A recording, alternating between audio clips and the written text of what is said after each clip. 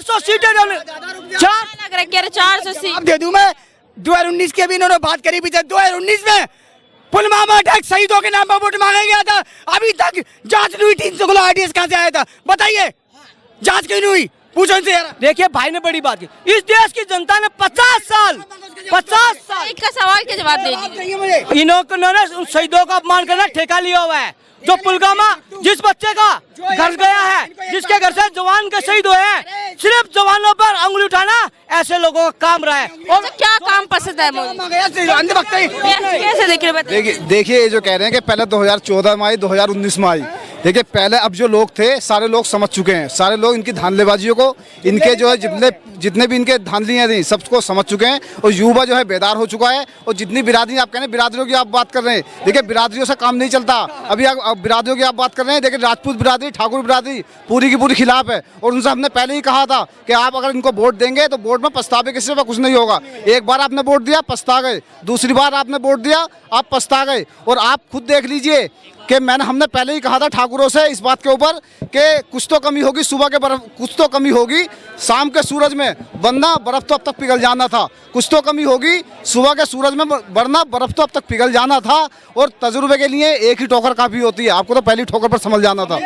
बड़ी बात भाई ने बड़ी तजुर्बे की बात की। इस देश की जनता ने 50 साल तक 10 बार तजुर्बे की सरकार 400 सीटें देते हैं, ट्रिपल तलाक का मुद्दा खत्म नहीं कर पाते। 400 सीटें मिलती है। क्या क्या काम पसंद आए?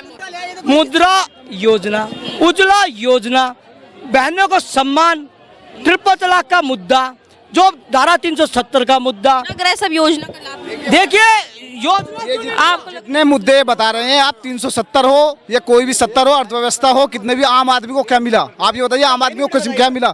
आम आदमी को सिर्फ और सिर्फ अभी बीजेपी का मैनिफेस्टो जारी हुआ है। उस मैनिफेस्टो में क्या है? सबसे पहला मैनिफेस्टो में एक कॉलम है कि 5 साल तक मुफ्त राशन मिलेगा। इसका मतलब ये हुआ कि 5 साल तक स्थिति फिर नहीं सुधरने वाली। 80 करोड़ जनता जो है फिर भूख इस पर राशन पर निर्भर रहेगी और कुछ नहीं कर पाएगी। और दूसरा इनका मैनिफेस्टो क्या है? मैनिफेस्टो में सेकंड पॉइंट इनका ये है कि जो है जो ये पेपर में जो है लीक हो जाता, पेपर लीक, उसके लिए इन्होंने कानून बनाया। वो कानून पहले से ही बना हुआ था, वो कोई नया कानून नहीं है, वो कानून पहले से बना हुआ था। और कानून उन्होंने दोबारा उसमें मुद्दा दिया, लेकिन ये लागू नहीं कर पाते और ये कंट्रोल नहीं कर पाते। सरकार की खुद की नाकामी है, ये कानून की कोई नाकामी नहीं है इसमें। मुफ्त का राशन क्यों देना पड़, रोजगार के लिए क्यों नहीं? कुछ पेट में दर्द, गरीबों को अनाज ना मिल जाए, सरकार का दया 50 सालों तक एफसीआई में सड़ जाए, गरीबों तक नहीं पहुंचना चाहिए। ऐसे नेता बनकर गरीबों को 25 रुपए का भला ना हो जाए, मुफ्त का राशन किसी को मिल ना जाए, ऐसे लोगों का। और जो बात गरीबी हटाओ का नारा कांग्रेस की नेता ने दिया, गरीबी ये जो कह रहे हैं कि गरीबों का भला हो जाए मुफ्त राशन से, ये राशन देते हैं तो कोई बात नहीं, ये स्कीम हो जाती। और केजरीवाल ने 200 यूनिट बिजली फ्री दी थी तो फ्री की रेवड़ियाँ हो गई थी वो। तो इनका जो है जो ये करें वो अच्छा है, जो कोई और करे वो बुरा है, समझ लो वही चीज। कह रहे केजरीवाल जब मुफ्त का देते तो कहते रेवड़िया। देखिए किसने रेवड़िया तो बोला, किसी नेता का नाम बता दीजिए उन्होंने महिलाओं का डीटीसी में फ्री क्या विरोध किया हो। एक साथ फ्री किया तो जनता की जीत है, दिल्ली की जनता की बहनों की जीत है, बेटियों की जीत है, जिन्होंने मोहल्ले में उस ठेकों का विरोध किया। उस जनता का मुखर आवाज विपक्ष बना। 8 एमएलए होने के बावजूद मुखर आवाज बनकर पूर्व अध्यक्ष आदर्श गुप्ता जी ने और विनय सचदेव टीम ने और महिलाओं ने विरोध किया तो शराब घोटाला उजागर हुआ, और शराब घोटाला उजागर हुआ तो अंदर गया। तो शराब घोटाले में, शराब घोटाले का जिक्र किया, शराब घोटाले में अभी तक कोई भी आरोपी साबित नहीं हुआ, किसी पर 1 रुपया भी अभी तक साबित नहीं हुआ। और आप कह रहे हैं महिलाओं की सुरक्षा, आप देखिए हाथरस में जाके हमने देखा उस परिवार का दर्द। उस परिवार ने खुद कहा है, जो आरोपी लोग थे जिन्होंने रेप किया था वो वहां से छुटके आ गए और घर के बाहर जो है हमारे वो छोड़ जाके चलते हैं। तो उनके दिलों में क्या बीतती होगी? आप महिला की सुरक्षा की बात करते हैं। आप दिल्ली की बेटियां नहीं दिखाई देती, दिल्ली की कंधावला की बेटी नहीं दिखती, सावा डेरी की दिल्ली की बेटी नहीं दिखती, जो राजस्थान की बेटी वो नहीं दिखती। सिर्फ जो बात करना है 50 साल, देखे 50 साल। अच्छा, विपक्ष कह रही है कि युवाओं के लिए काम नहीं हो रहा है, मोदी सरकार युवाओं के लिए काम नहीं कर रही है। 50 साल युवा को युवा कहते रहे, कोई रोजगार स्टार्टअप ना दे पाए।